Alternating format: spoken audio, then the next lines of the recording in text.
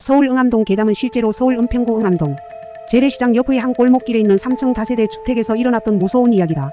3층 다세대 주택 지하에서 의문의 변사체가 발견이 되자 그동안 지하실을 거쳐간 세입자들과 건물주를 상대로 조사가 이루어졌고 소름 끼치는 비밀이 드러났다.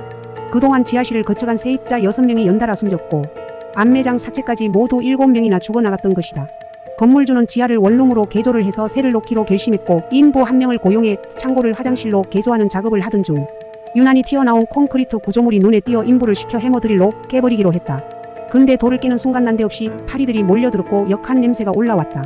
겹겹이 비닐에 뭔가가 쌓여져 있었는데 다름 아닌 겨울 점퍼 차림의 여자 시체였다. 소스라치게 놀란 건물주와 인부를 곧바로 경찰에 신고를 했다.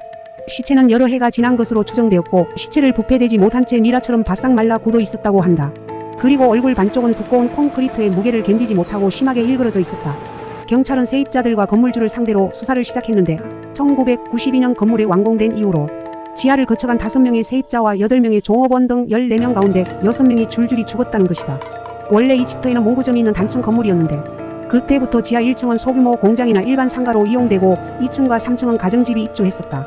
지하에 가장 먼저 들어와 세든 사람은 정동환 씨 당시 56세로 1992년 5월 제일이사라는 이름으로 양복 재단 공장을 시작했지만 1994년 휘청거리기 시작했고 주변 사람에게 1억이라는 빚 보증을 써주는 바람에 빚더미에 올라앉게 되었다고 한다. 이 때문에 우울증에 시달린 정씨는 1994년 6월 공장을 그만두고 대전의 한 기도원으로 요양을 떠났다.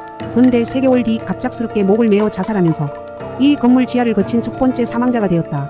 다음으로 지하층을 임대한 사람은 김문호 씨 당시 51세로 죽은 정동환 씨의 재단사로 일하던 종업원이었다.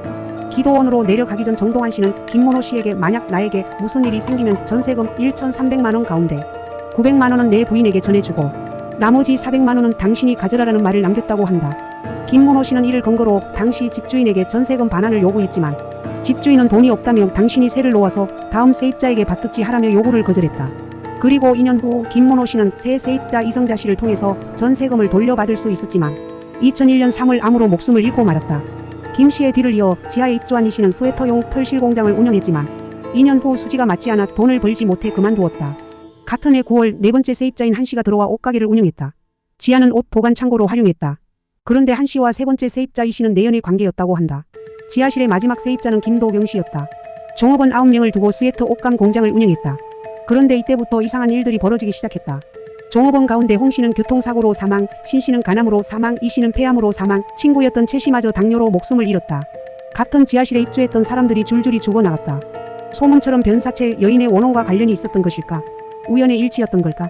그 당시 공장에서 야근을 할 때 여자 웃음소리나 아이의 울음소리가 들리고 가위에 눌리고 젊은 여자의 모습을 봤다고 한다. 또한 그 지하를 둘러싸고 주변에서 여자 귀신을 봤다는 소문이 나돌기 시작했다. 최근까지 지하세방에서 살았던 한 세입자는 들어왔을 당시 93kg였던 몸무게가 62kg까지 줄었다. 그 이유는 불면증과 가위 눌림 때문이었다고 한다. 매일 밤마다 어떤 여성이 목을 조르는 등에 시달리고 한쪽 방에만 들어놓으면 목을 조르는 듯한 느낌과 한기를 느꼈고 그 방의 거울을 볼 때마다 머리를 풀어 헤친 여성의 모습을 본 게 한두 번이 아니었다고 한다. 더 이상 견딜 수 없었던 세입자는 무당을 불러 구슬했다. 무당은 원한에 사무친 젊은 여성의 혼이 이 지하 세방을 비롯해서 공장 건물까지 영향을 미치고 있다고 말했다. 그동안 이 건물을 거쳐온 여러 사람들이 시달리다가 죽거나 떠나갔다는 충격적인 이야기였다. 범인은 지 씨로 5년 4개월 만에 붙잡혔다.